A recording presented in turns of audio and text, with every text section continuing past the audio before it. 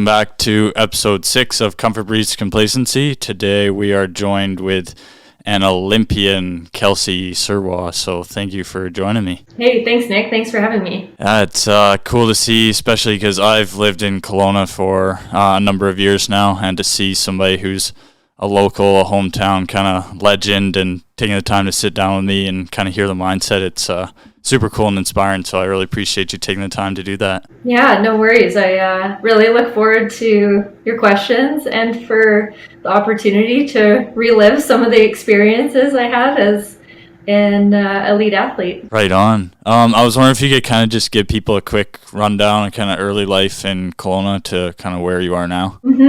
So I grew up in Kelowna, West Kelowna to start. And my family's always been very involved with Big White. My grandfather Cliff co-founded the mountain. This year is 60-year anniversary. Is that correct? I should double check my season's pass. And my parents have played a big role in doing the development of a lot of the infrastructure up here. And with that, we spend weekends up here, all throughout growing up. Still coming up here now as an adult and enjoying the snow. So I guess I got into ski racing when I was about 6 years old. Our family had dug the basement for the ski club up here, and in exchange for the service that my parents did, they offered free Nancy Green, so free ski lessons to myself and my older brother and sister. So my parents later joked that because that is what started me in skiing, and then continued all the way through to an Olympic level. And they said that was the most expensive basement that they ever dug. Yeah, lots of stuff coming from that for sure. Totally. Yeah. So I grew up on the Alpine circuit and worked my way up through first representing the Big White Racers here, and then into like a zone team. And as I entered into high school, I was on the BC provincial team for alpine skiing. My final years in high school, I made it to the national development team.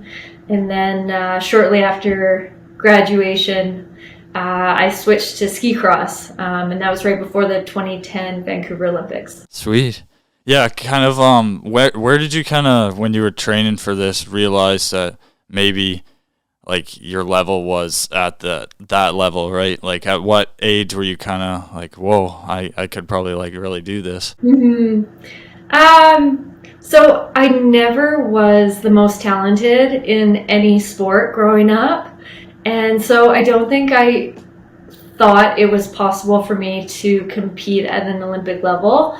I was fortunate because I grew up racing alongside a really strong group of women. I believe out of the 6 of us that were on the provincial team, 4 of us made it onto a national level. So to be pushed by other strong competitors around you in the same year, we climbed the ladder together. And also my timing was fortunate because with the Vancouver 2010 bid, a whole bunch of funding came into amateur and junior level sport. So we caught the wave of that, which really helped propel and create opportunities that wouldn't have otherwise been possible. So maybe I didn't realize that I could actually represent Canada at Olympic Games until I actually switched into ski cross. And, you kind of always said, like, yeah, it would be cool to go to the Olympics. But the first time I actually believed it was possible was when I was 19, so in 2009. Okay, so you went to 3 Olympics, is that correct? Yeah, 3 Olympic Games. First one in the home backyard of Vancouver, which was incredible.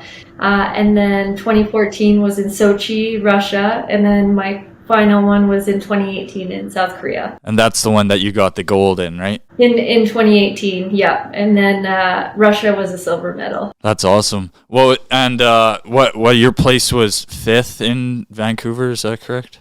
Yeah, 5th in Vancouver, which was kind of bittersweet. So ski cross, it's 4 people per round. And of course, the goal is to make it into the large finals or the big finals.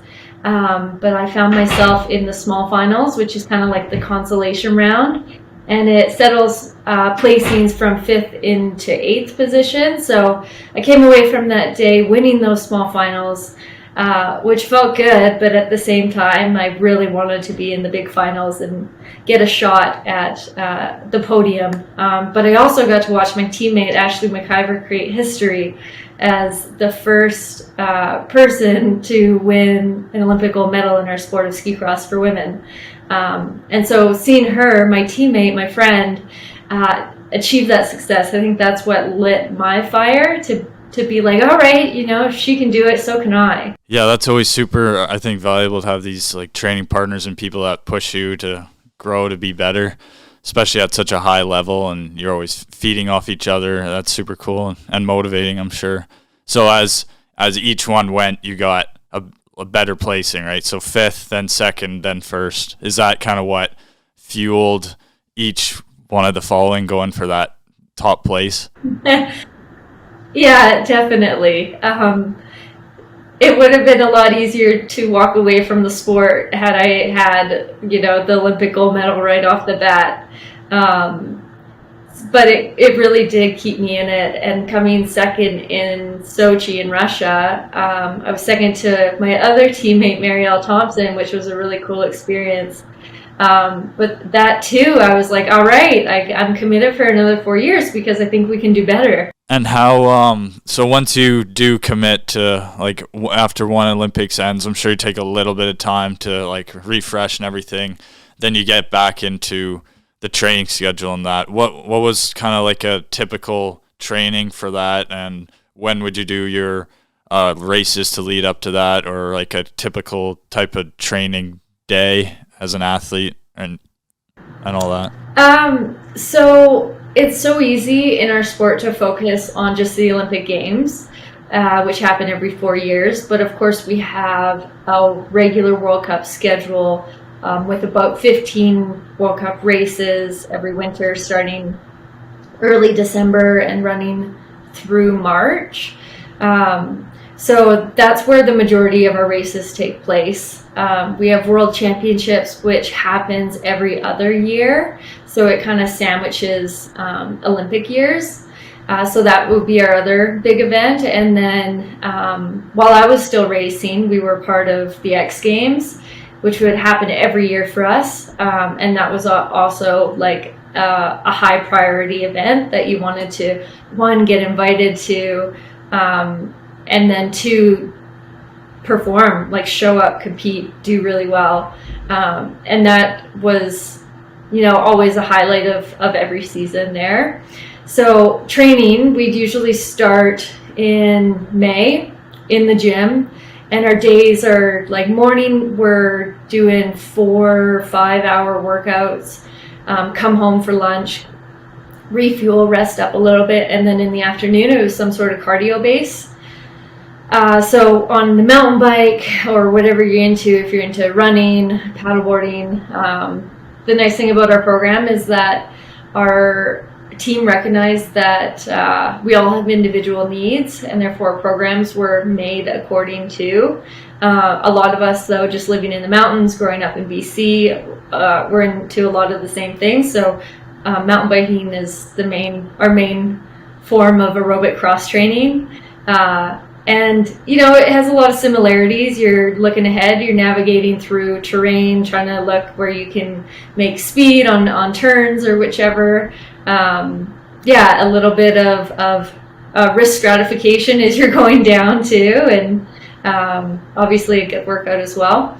So our dryland training that season would go, as I mentioned, from May all the way through November, and then come winter when we're racing, we'd hit the gym probably every third day as a maintenance program, but also like pre-race activation stuff to stay quick, to stay sharp and strong. Nice. And I know now, or you are in school, or you might be done now, I'm not sure, but for physiotherapy, when you were being an athlete trained for the Olympics, is that basically all you were focused on, or did you have maybe some other side businesses, or was it just straight focus on training and competing and succeeding in that? Well, I was an athlete. Priority number one was always training and competing. And then whenever I was home or whenever opportunity presented, we'd make sure to give back to our community. So I was an ambassador for like Fast and Female and current ambassador for Protect Our Winters Canada. So getting involved in things that are meaningful to me personally as well. Doing fun ski days up at Big White here with the kids and the ski club, things like that. Whenever I was injured, which happened a few times throughout my career, I would use that opportunity to obviously work on my rehab, but to go back to school. So I was able to accomplish the majority of my undergraduate degree while I was still racing.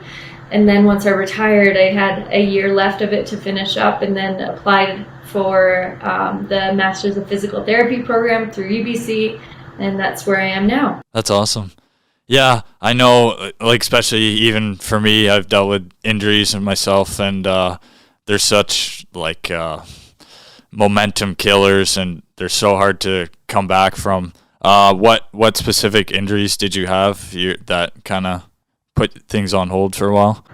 Yeah, they are really hard to come back from, but I always saw it as an opportunity to reevaluate where I was in sport, where I was in my career, how important it is for me to get back. You know, what are my goals? What do I still want to accomplish? And having gone through the injury, it was always still worth it to me to come back and compete again and represent Canada. So my first injury was in 2012. I ruptured my ACL in my left knee. And at that time, I was leading the overall World Cup standings. It was still pretty early in the season, but I had won the first two races of the year and was just carrying a lot of momentum, a lot of confidence. And then just like that, things kind of turned upside down, and I was down and out in a blink of an eye. So I did a good recovery from that. The next year, 2013, we were in Norway for World Championships, and it was a training run before the race, and I was kind of scared and tentative going down the course. The weather was challenging, couldn't see much. The snow was difficult, like full of holes. Lots of things were developing. The speeds were inconsistent. And I came off of a jump and just landed kind of strange. And I heard my knee pop. It was the same knee. So tore the ACL again. Skied down and out this time because I didn't actually crash. It was just the way I landed. So I had to go through the recovery process again. And that was all the year before the 2014 Olympics. So now I was kind of rushed and pressured to get everything strong and able-bodied again, because the Olympics were in 10 months or so. Wow, yeah, that must be tough, especially when they're back-to-back like that. I know, like, talking with last week I had on, I don't know if you know, he's a big mountain free skier, Johnny Collinson, and he was talking about his knee injuries and how it's kind of like a loss of identity when that's what you, like, in your mind, you're an athlete and that's what you do. And then for a year or 9 months or however long it takes to rehab, you just can't do what you love and what you put value to yourself is. So it's hard to, like, you kind of feel like you lost your identity during that time. Did you kind of feel that when you went through yours? Yeah, I understand that too. Because exactly that. It's not that I do skiing, it's that I am a skier, you know. It is that connection to identity. It also provided me with a cool opportunity to explore other things that are important to me, knowing that, you know, I won't be a professional skier forever, so this is my chance to go out and explore. It's like, what are some other things that I'm into? You know, what will life look like after competition? So it was almost a blessing in disguise for me to go through those injuries. I had another one that put me out right before the 2018 games as well. And I mentioned this previously too. It's a chance to reevaluate. It's like, what am I doing? Where am I at? Do I love it? Yes. Okay, let's go. Yeah, especially it seems like going in right before those big events, that must be super tough, especially if you were healthy for like the years coming up to it, and then right before that happens, you like get blown away like that. So, how is it being at the actual Olympics, like the village, being there with the other athletes, and what was maybe your favorite one that you were at out of those three? Or First of all, it's really cool going to the Olympics and putting on that maple leaf and knowing that you're part of one of the best teams in the world. To get to be a fan of the rest of Team Canada, to get to cheer on, so many other incredible athletes. To see athletes in person that you only see on TV is kind of surreal too. Like definitely walking by and as a total fangirl and be like, oh my God, that's so and so. I think each Olympics was a different experience for me because I was at a different place, not only as an athlete, but as a person as well. Different values, different focus. My last Olympic Games, it was, like having my best friend there, my teammate Britt, it was a total game changer. It was a full team approach, despite being in an individual sport. And it was just a really cool place to be because there was almost this acceptance of, the results aren't the focus. We're going to focus on like, what do we need from ourselves, from each other, from those around us? How can we support each other? Being invested in someone else's success as much as your own. It was a really cool place to experience an Olympic Games from. And then to have the result, Britt finishing in second, and she let me win, she tells me, knowing that it was my last games, letting me sneak in the lead there was just like the total cherry on top to ending a career in sport that has had so many ups and downs.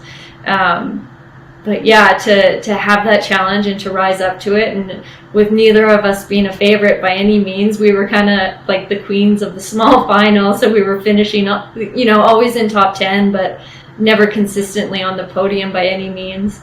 So that was a really cool experience. And I think just for that, because of our relationship there, I would say those games were my favorite, and just being at peace with like, we're not focusing on the results, we're focusing on the process and what we need to do in order to execute and to show up and be our best on that day. Yeah, for sure. I know like the same with me, a lot of things I do, it's a goal motivated, but you have to be process oriented, or else like things, you get burnt out on what you're doing, and especially it seems like that when you went in with those feelings of not worried as much on the actual result, a lot of the time you do better than you would have when you do just try and focus solely on that goal.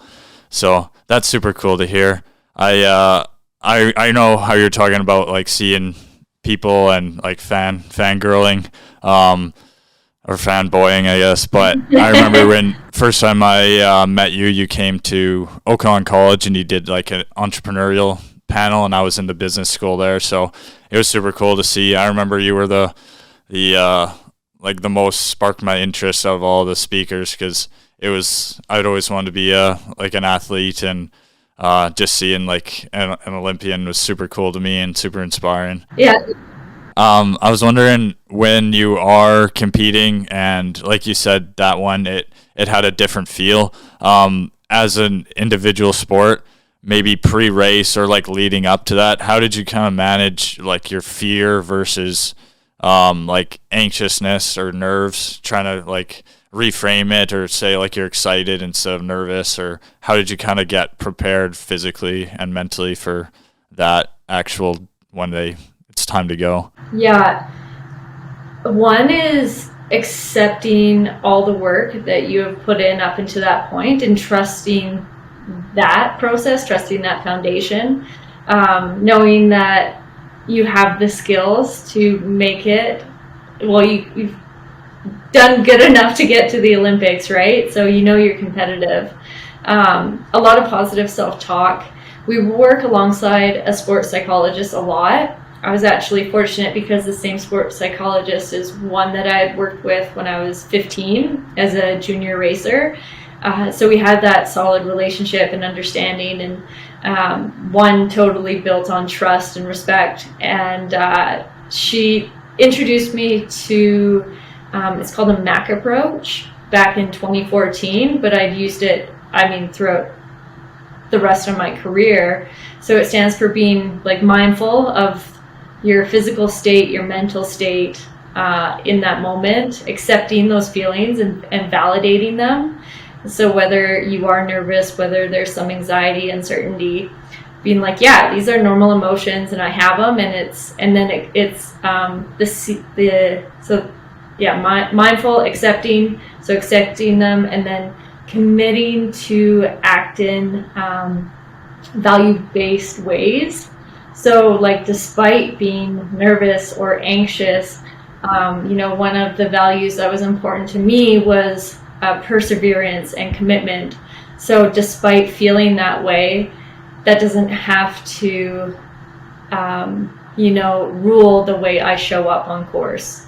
So that took a lot of pressure off, I think, too.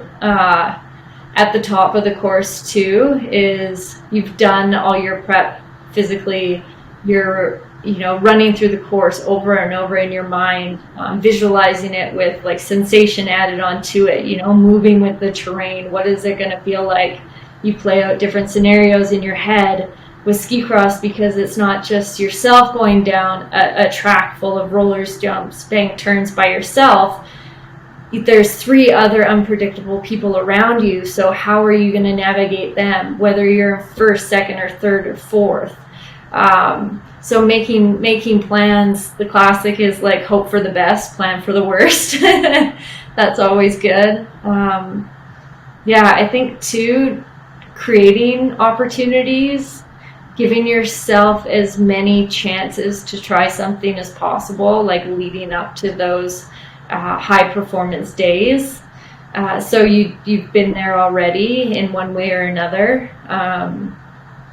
What else? And then by the time you're in the gate, it's just like, okay, clear out the mind, just focus on your present, like be mindful of where your feet are at.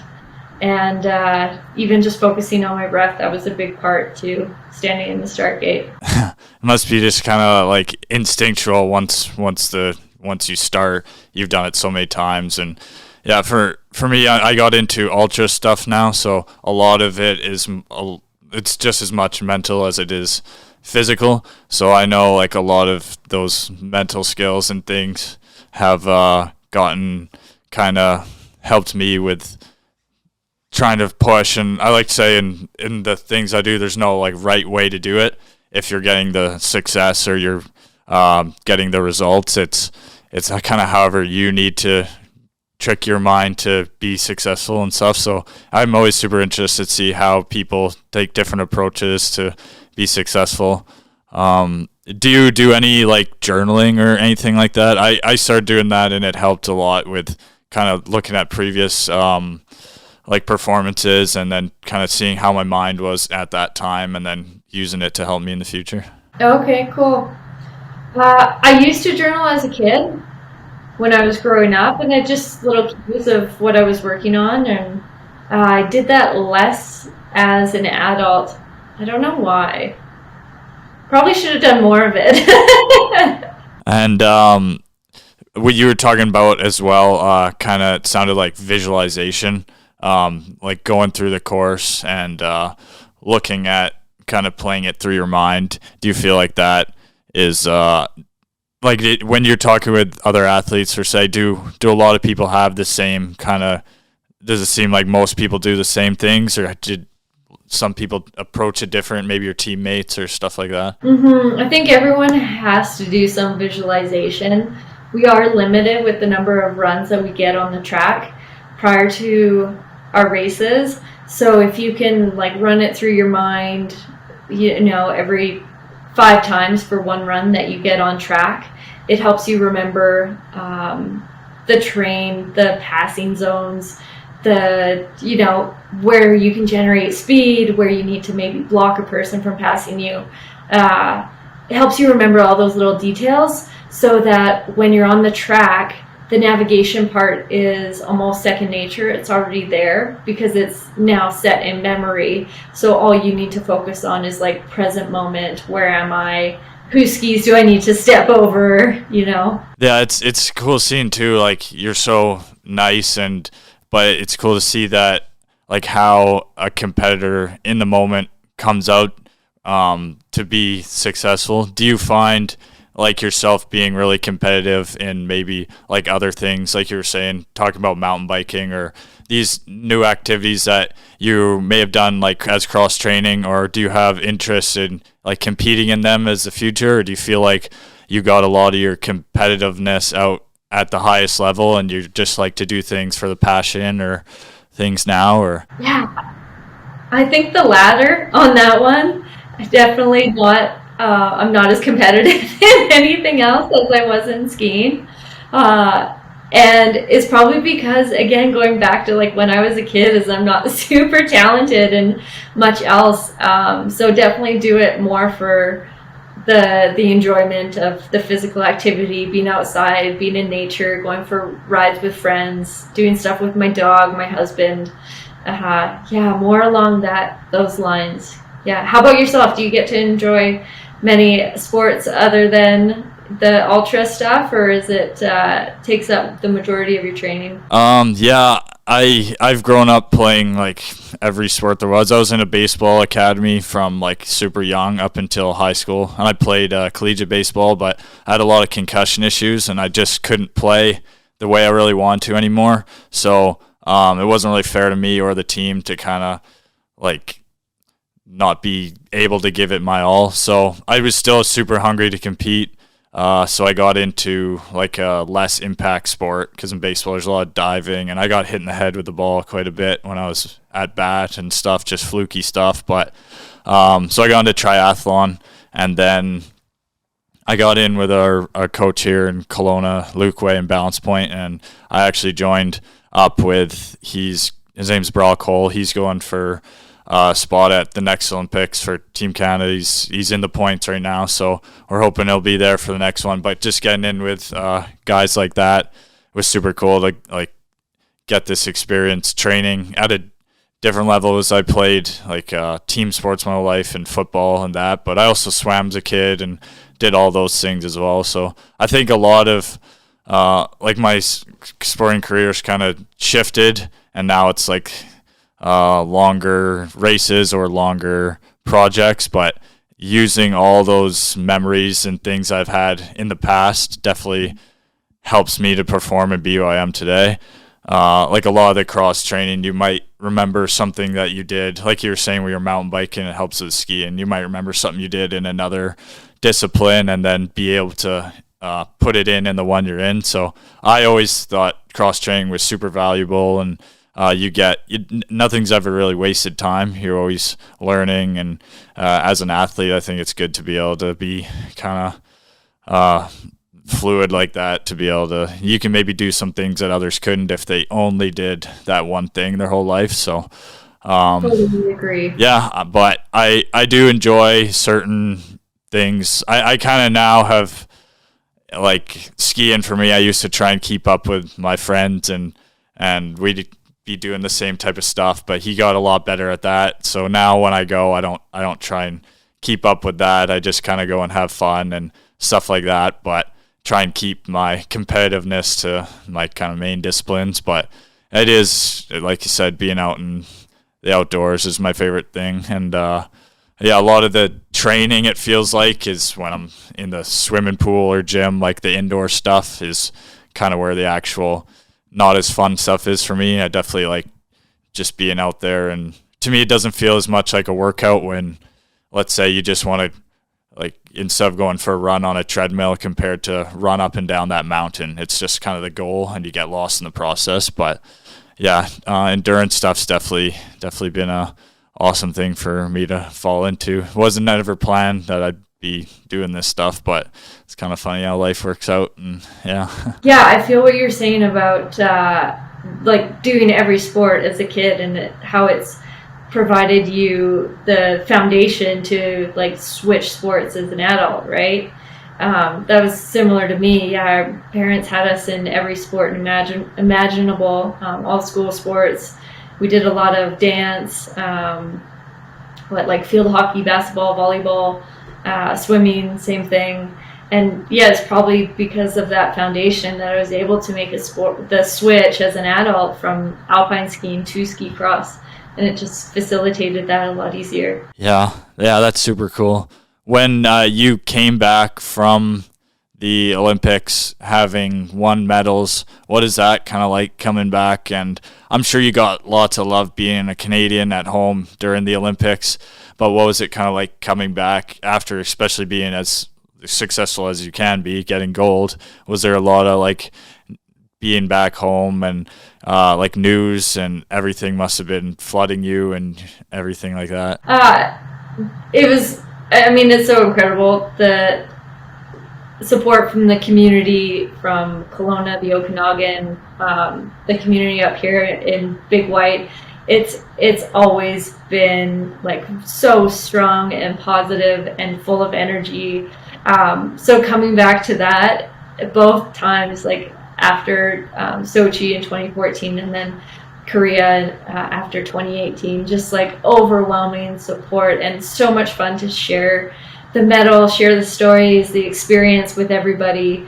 To go and spend time with kids and do celebratory ski laps and with my parents and my grandfather Cliff came out too, and just this crowd of like 1,000 people skiing down the run at Serwa's up here, like just so cool to, as an athlete. I mean, as a person, none of us are self-made, right? We're all a product of the people that we surround ourselves with, the communities that we grow up in, the teachers who provide us with all the education, the lessons that we've learned. So yeah, I've always had a really strong appreciation knowing that if it wasn't for that support, the sacrifices made by so many people, sponsors, family, friends, I wouldn't have this opportunity. So to come back and share it with everyone, those were the best moments, I think. Yeah, that's super cool. When speaking of sponsors, did things kind of, as an athlete, especially on Team Canada, were a lot of your sponsors the things that like would pay for your housing and stuff while you're training, or did you get did Team Canada pay you, or how did you kind of how did that work out? So in Canada, for amateur sports, there's this thing called carding. So if you're identified by your sport organization as being on the national team, and I think it's available for development team athletes as well, but you get a type of living allowance, and that just offsets some of the stress that would come along with training full-time and working in a full-time job. So because of those funds, we get to focus more of our time on becoming better athletes, better ambassadors, becoming the best that we can in sport. So that was huge. With that also, we got some of our tuition covered as well, post-secondary education, which is huge because I've always valued life after sport, and with that was provided through my post-secondary education through UBC Okanagan, and then now to become a physio as well. So just knowing that there's a little extra financial, I guess, wiggle room there took off a lot of stress. But then sponsors come in a lot around games time with the bigger corporate ones, but I've always had been, through my career, really fortunate to have companies stay with me from start till finish, and two of those are still continuing to support my endeavors now as a leisure athlete, which is incredible, Big White being one of them, and then the ski company I'm on, Land Skis. So that's really cool, just knowing that it wasn't just the competition side of things that they were supporting, but actually cared for me as a person, as an ambassador to sport and health and wellness as well. Yeah, it's nice knowing you have that support, and that, like you said, they care about you as a person. Makes things feel more like genuine, and they're not just trying to like get something from you, right? It's a mutual partnership, and yeah, that's super important. Mm-hmm, absolutely. I was wondering if you had kind of advice to maybe some younger athletes, or to not even younger, just athletes that maybe are trying to reach what you did, maybe in the same sport, different sport, or just people in general trying to be the best at what they do. Yeah, I think it's super important to surround yourself with people that are better than you, that are going to challenge you. So then you are forced to step up. Your standard becomes higher. It's important. So yeah, surround yourself with a good team. It's important that, one, you're kind to yourself, but you're also persistent and resilient and gritty. And every time you fall, get back up. To not let failure define who you are, rather to see it as, an opportunity to learn from. Use it as a cue to be like, okay, maybe that way didn't work. How am I going to change and improve to be better? I think it's important to celebrate small victories as well as the big ones.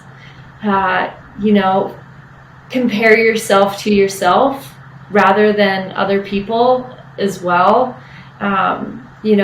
People can have good days, bad days, but I think a constant is like, how are you showing up? So yeah, be consistent in that. Put in the work, put in a little bit more work than everyone else around you. And then just make sure that you love what you're doing, because if you're miserable and you're suffering every day, then it's going to be a chore. Your heart's not going to be in it, and it's going to be really, really challenging to show up when it matters. Yeah, that's super important, to have that passion to be doing what you're doing. Yeah. Well, thank you for taking the time to talk with me. I really appreciate you taking the time out and giving me some of the tips and tricks that led you to where you are. It's always been cool following your career, and like I said, I got like a lot of inspiration when I met you, so it's definitely cool to sit down and finally be able to talk to you. Cool. Thanks, Nick. I really appreciate it. And best of luck with your training too. Yeah, thank you for that. I really appreciate that. So I hope you have a great holiday season, and I really appreciate you taking the time. Awesome.